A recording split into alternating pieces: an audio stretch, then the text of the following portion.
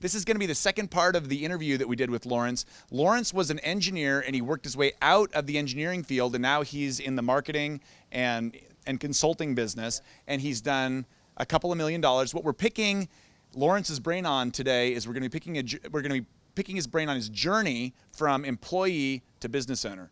And today you want to tune in all the way to the end, because if you listen to the whole show and you post a comment down below, we're going to be giving away a free book, and we talk about that today at the end of the episode. So make sure you hang around, get some awesome value from Lawrence, and find out how you can win a free copy of the book. Business on Facebook, you know, like right. Why are you doing marketing stuff? I'm like, why are you writing a blog that's not about your kids but about like marketing things? They didn't even get it, but to me it's like, this is my way out, you know? Yeah. I'm gone. I'm out of here. I'm going to build up at least something that's big. Now, in that, not only did you have to get the mindset to like get past the fear, but there's certain education obstacles that are going to be in your way, right? If you're going from engineer to online consultant and online marketer, you got to learn things you didn't learn in school. How'd you go about doing that? So I have a good friend. I don't know when I met him. I think I met him probably 1999, maybe 98. 98? Yeah. Google? Yeah. Yeah, we became really good friends. You know, after I ditched Jeeves and Ask Me and Yahoo. It's like, Google seemed to know a lot of my answers, right? And what I found was when I Googled enough things, it got me closer. And then if I found out there was still a missing piece, that's where I would insert myself. Nice. And then people are like, you're that guy. I'm like, yeah, because no one else created it. I created it, right? Nice. And that's kind of how I kind of put myself in a position. If there's a problem, am I in a position to be the solutions provider for that problem? So you're looking for problems, and then you're looking for the education to bridge the gap, and then teach people what you learn. Yeah, a lot of times it's just collecting different sources and then testing on your own and then giving your feedback. That's enough. A case study, or this is how I did it, and watch over my shoulder. And people really dig that. They really dig that. They super dig that. Can be a huge shortcut. Shortcut in it, yeah. The big shortcut is to go out, find somebody who's good at what they do, and then you go out and you learn from that person. You gather everything you can, and then you never steal, ever. It's always repackage, insert yourself, insert your personality, insert your stories, organize it in a way that makes sense, turn around, teach it. Yeah, repackage is a big thing. I mean, I think a lot of times people feel like there's nothing ever new. There's nothing new. But the way you deliver it, and maybe the story you say, or the analogy that you use, makes it sink in. They go, I've seen it 7 times. I get it now. Yeah, well, and even information. If you take just raw data, we live in the information age. You can find a blog post or YouTube video or a book on almost anything.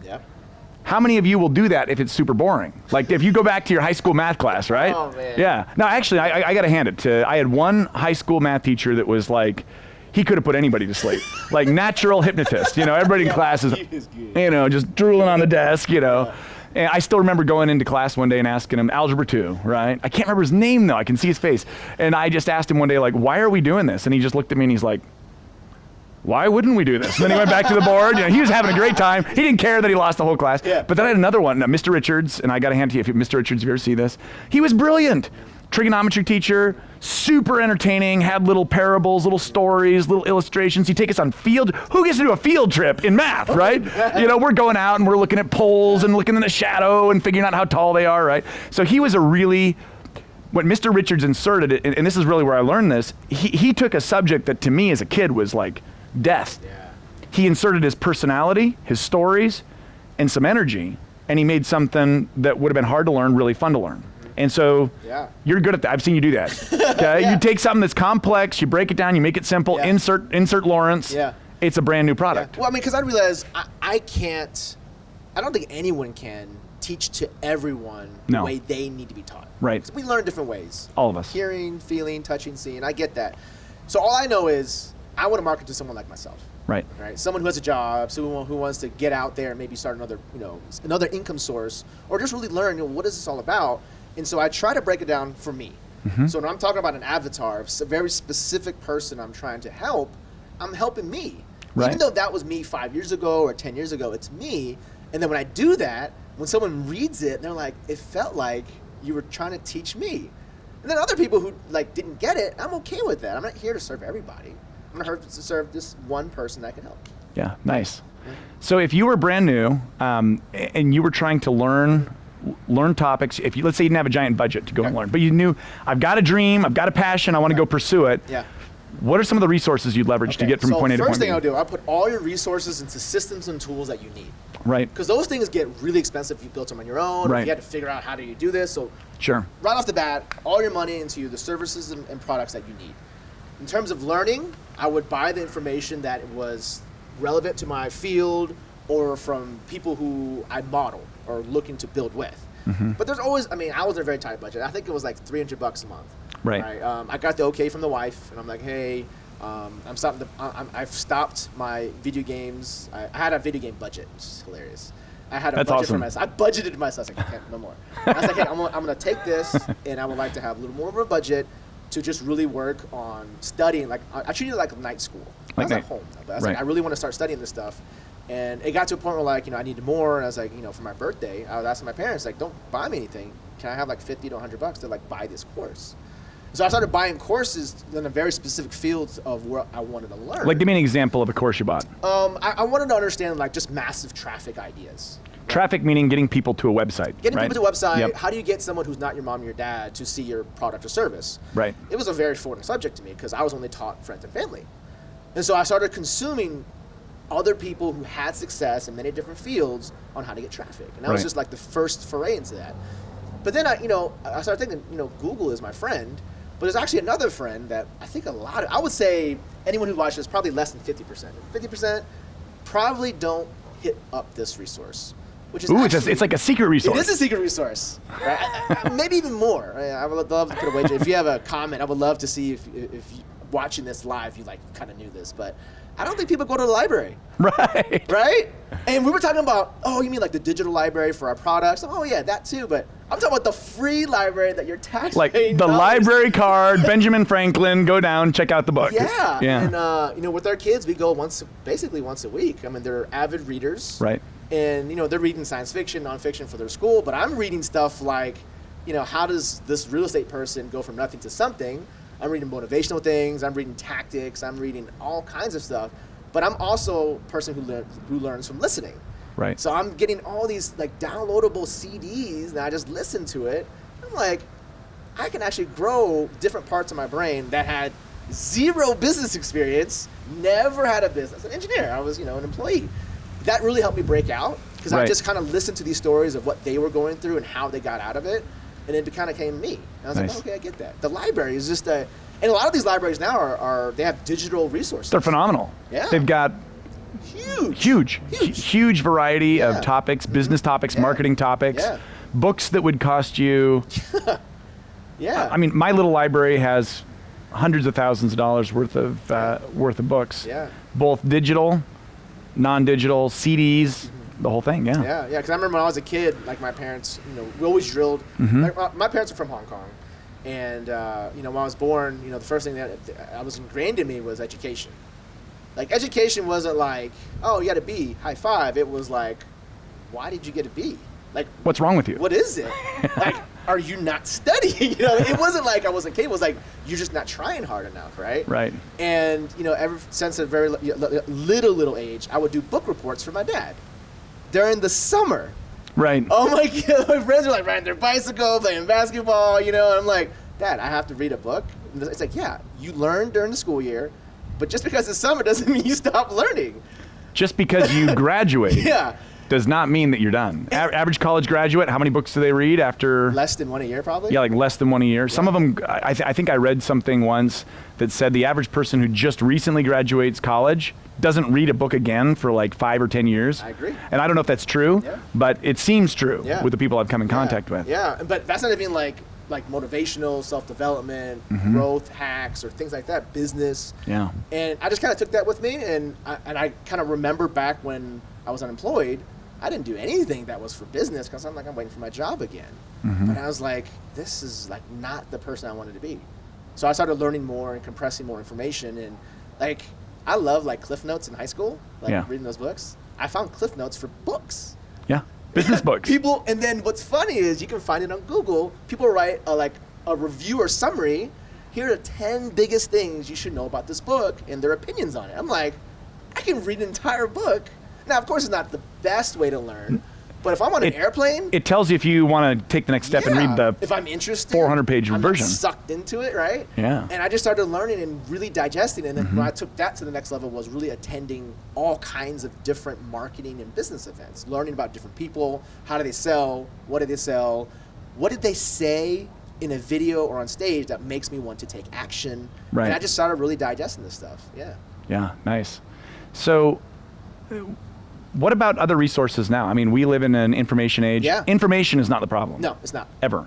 It's usage of it, applied knowledge of it, people who are doing it. YouTube is huge. YouTube is huge. YouTube. And obviously if you want specialized knowledge or a deeper dive, there's paid stuff, but there's free. I mean, look at what we're doing right now. Yeah, it's free.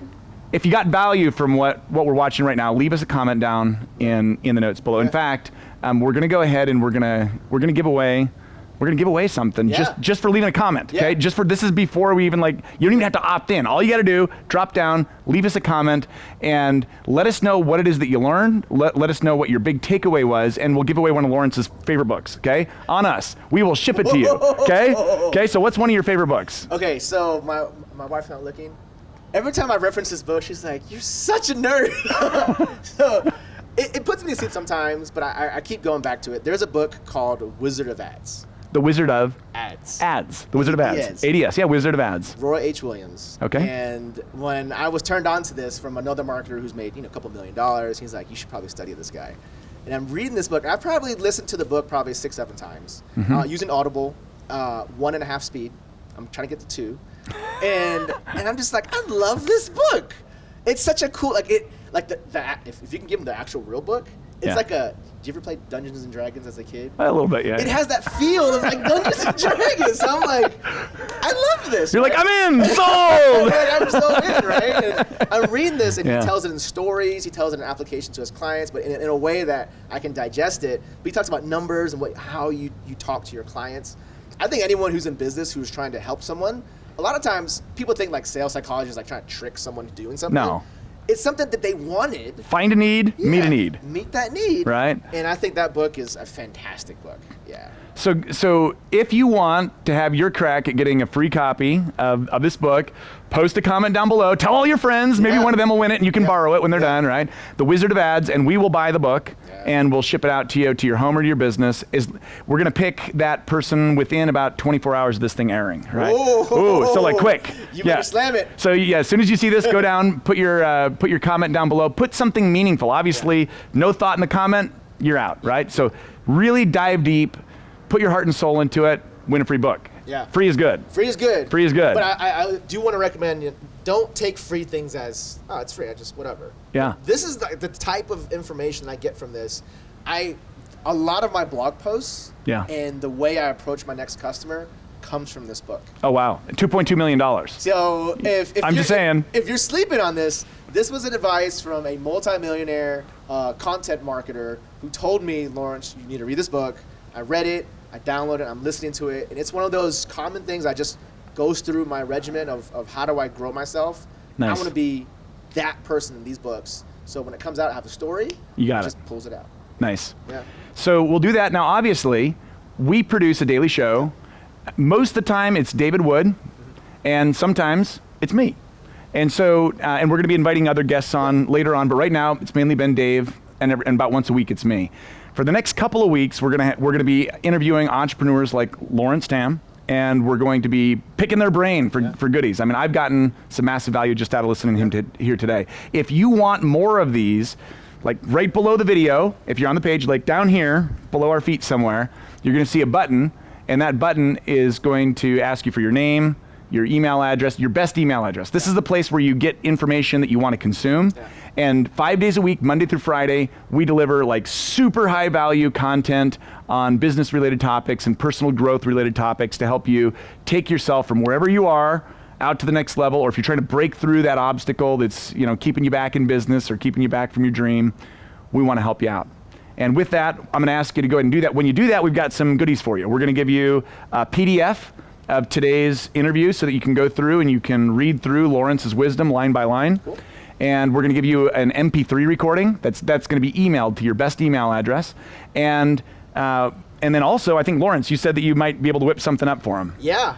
What do you got for him? So I'm going to give you something that you're not going to read it for 2 hours. Something very compressed that I'm going to try to jog your brain on resources on how to learn. And I think a lot of times people kind of forget that you can learn anywhere. Right? Yeah. And so I'm going to try to give you a way to brainstorm different ways for you to consume information in your niche, right? And this will be downloadable for you guys as a good treat. Yeah, nice. And all of that comes when you click on the button below, enter your name and your best email address. And the best thing is, 5 days a week, you get amazing content. Dave Wood's content is amazing. Yeah. And so, Lawrence, thank you for coming on today. Really appreciate your time. Thank you. And I hope you have an awesome day, and we'd love to have you back. Yeah, thank you. Thanks.